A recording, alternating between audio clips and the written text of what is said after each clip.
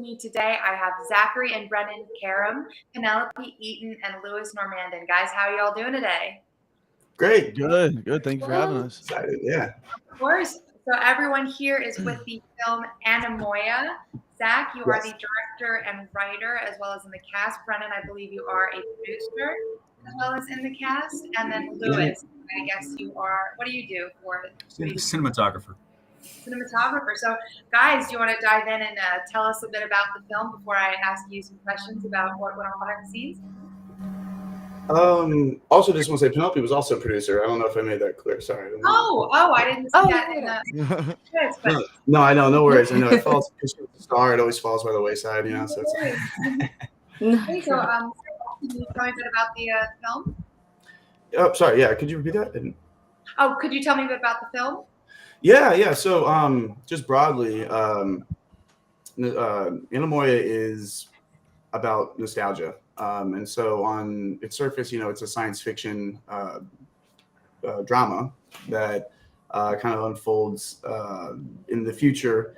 But it is about the name itself actually means nostalgia for a time that you've never known. And so, you know, about a couple of years ago, I wanted to set out to make a film about that feeling. You know, I had met a lot of people, and many people my age kind of expressed this you know, kind of affinity for things in the past. Like everyone's like, oh, I love the 70s, or I love the 80s, or I love the 20s, or whatever. And, you know, kind of romanticize these times. And so I thought it'd be interesting to make a movie about someone in the future who was romanticizing our time period and thought, you know, the 2010s, the 2020s were like the coolest time to be alive. And so that's kind of where I started. And that's pretty much what it explores. And so it kind of, pits two people, one from the future, one living in our time period. And one of them thinks that the future is going to be great, and the other one thinks that the past was better. And so, you know, kind of drama and tragedy, and you know, and love and hijinks ensue. You know, that's a killer concept for a film. I've never even, you know, thought about something like that before. Yeah, thank you. Yeah, yeah. No, it's just, you know, it's something I feel like myself very personally, and I find myself like I have like, it's almost like wanderlust, you know, but like more for time periods. And, you know, like when I was a kid, I was obsessed with the future. And I always thought that the future was going to be this big, bright, great thing. And like, you know, almost kind of like the grass is always greener type of thing. And as I've gotten older, I noticed that I was like, oh, I've kind of now, I really romanticize different time periods. And like, you know, I love the 20s, or, you know, I had, you know, certain, you know, I know certain aspects of it and stuff like that. And so I wanted to, I wanted to dramatize that. And it was, so anyway, it's very personal too, but also broad. So No, I mean, it's like I said, it's like a really killer concept for a film. Brennan, can you tell everyone about your part in the film as well? So I play Zach's brother, which my name is Passenger and his name is Driver. I'm very meta.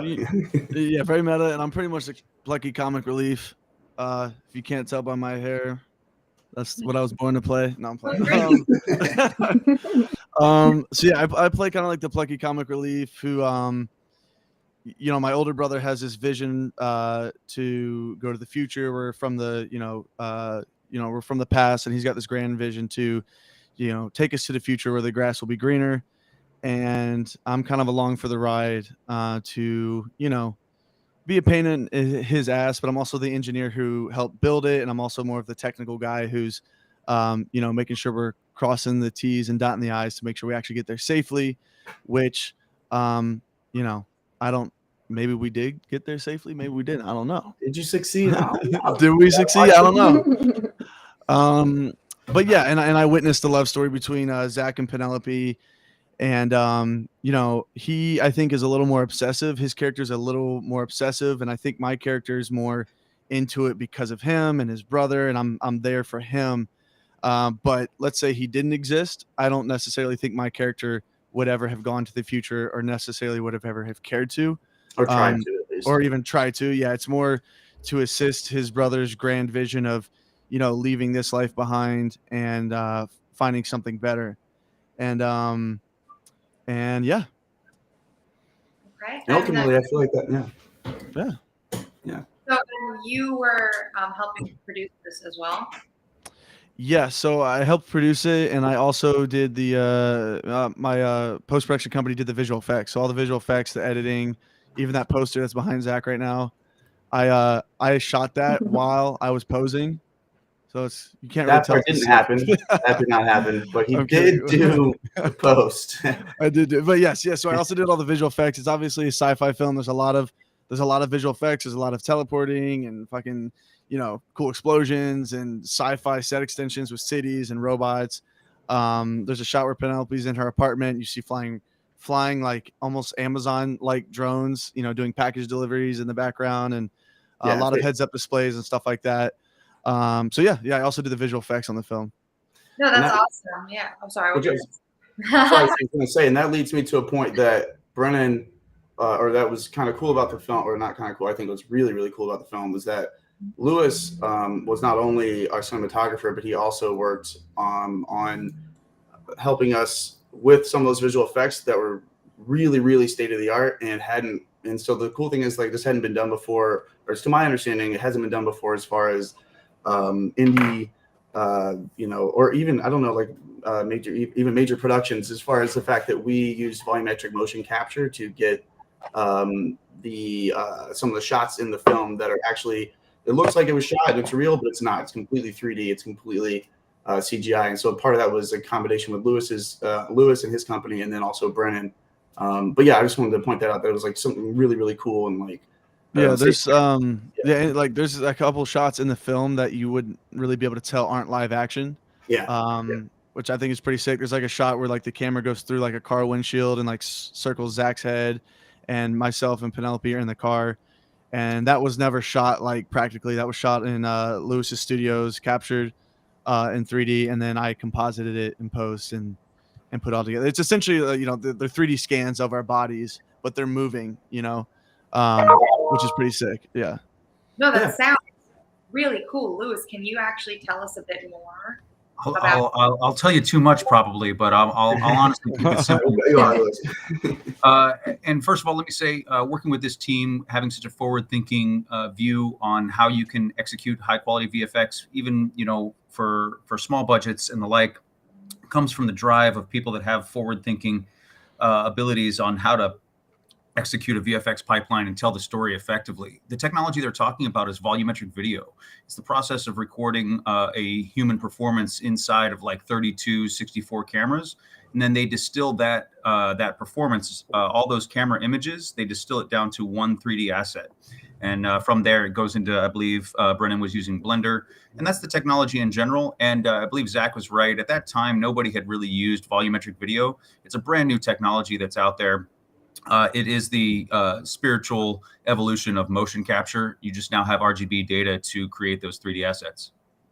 That sounds really cool. That sounds really cool. That needs to go in a textbook. Holy shit. Yeah. It's distinct. That was nice. I mean, as someone that doesn't work, behind the scenes on technology in that way, and like with cameras that way, and like I know a lot of our viewers may or may not, like some people may know what you're talking about, some people may not. So it's really cool to learn about that. Penelope, can you tell us a bit about your role in this film as an actor, as a producer? Yeah, sure. So I play the blonde girl, producers on it. The blonde girl is she's been interesting in her head in a lot of the film, and she's trying, or at least half of it, she's trying to good in an environment where she doesn't feel like she is. She ends up discovering a lot about herself through technology, and learns like more what she wants and then the producer side of things, I would say I was working like as a producer. It was a little bit easier to have Zach, a lot more on him in terms of that, as well as Brennan and Lewis. But it was fun, hats on, and see how everything works really well together. Yeah. So when did you guys end up filming this whole thing? We shot. When did we film? Yes. Hmm. Yeah. Yeah, we shot in November of 2021, right? I think. Yeah. Yeah, and then it was finished in I believe like May, June of 2022. June or yeah, 20 although like the final touches were just finished. So I mean, yeah, it's always an ongoing work in progress, but yeah. It Okay, took about so 6 months of like post production. So we finished around or 7 months. About June of last year is when we like really finished. can you guys all tell our viewers about, your experience with filmmaking and whatnot? Like, is this your first time or is this like your 100th Our time? last time or What? I'm just playing. I thought I was under the impression that all of your viewers were intimately aware of our art and what we make. No, I'm just kidding. No, we are fairly new. I would say not. We've been doing this forever. Brennan and I, we grew up making movies and trying to do all that. And then I would say that this is I went much more. This is Zach's. This is your main big directorial debut. Yeah, it's my first direct. Yeah, exactly. Yeah. So this is my first. This is my directorial debut. Yes, thank you. Yeah, I was gonna get there. It's gonna take a while to take on a journey. Sorry, I just got excited. Yeah, no, but yeah. So yeah, this is my directorial debut. I want to turn this into a feature, obviously, so that everyone can enjoy it on the big silver screen. Yeah, sorry, I totally forgot. What was the question? So, I can answer. I mean, yeah. So me and Zach been making movies our whole life. This is our second. This is actually me and Lewis's second project. I met him thank you. on a. Okay. Yes, I met Lewis. Drop the T's, dot in the eyes. Yep. Yeah. So yeah, me and Lewis met on a pilot pitch we shot a couple years ago. Like, fell in love with his work. He's absolute animal in that project. I was also acting and directing as well, and he kind of ended up, really being my right hand man and essentially stepping in as like a second director. So then when Zach and Penelope came to me about this film, I of course recommended Lewis, and then Lewis and Zach met and obviously fell in love. That's why you're here, baby.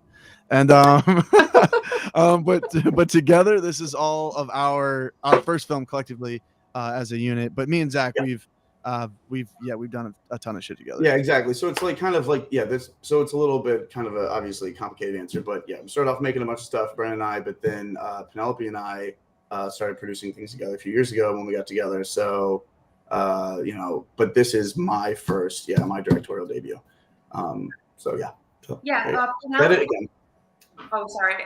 Do you have any was this your first time really getting into producing, or what's your experience producing? Me? So I've done a couple other projects. I've done a lot of associate producing, so a lot less on. And well, you were associate producer on the project they were just talking about on theirs. On yours. And then so for this one, it was a little bit more hands-on, but I was definitely a little bit more new. But I feel like all of the projects that I did work on before that, again, I learned so much so quickly, so then I was able to apply it pretty easily. That's awesome. Lewis, you were saying that you have your own company. Our company is Wild Capture. We do volumetric video for stages all over the world. We process data in ways that have never been done before, and we execute projects for future films and things like that. So, but in short, getting to apply that kind of technology creatively in an environment like this that's very supportive, that's very welcoming, that's encouraging for cinematography, that's encouraging for storytelling, it's encouraging for 3D render pipelines. These guys have all their ducks in a row and got their heads on straight. So it was, none of it's ever easy, of course, but at the same time, pushing towards a common goal with the idea to have something like this, like Anemoia on the back end, is worth pushing for. So just to get things wrapped up a little bit, because I know we're coming close to time, is there anything that you really want your viewers to get out of watching your film? Yes. I don't know, maybe this will sound, I don't really care if it sounds pretentious or not, but I want people to view it as its own piece, as its own, I don't know, standalone I really hate using this word, piece of art, but like I feel that way, and I want, if you watch it and you think about just the feeling of nostalgia and like what that means to you and how that relates to your life and how you view things in your worldview, then I think that's what I would want. And that would be number two, actually. Number one is I want you to be entertained. Okay. And then that second part, and then that first part. But yeah, yeah. No, I mean, absolutely. Like all four of you should be absolutely so proud of this work. Like, it is a piece of art. You know what I mean? Like, film is a part of the arts. So yeah, absolutely. Yeah. So, all right. Well, you guys, thank you so much for joining with me today. Everyone, you can see Anemoia on Saturday, March 25th at the Kingsley Ballroom from 5:45 p.m. to 8 p.m. Guys, thank you again so much for joining with me today. I hope you have a great rest of your day. Awesome. Thank you. You too. Thank you. It's been awesome. Thanks so much.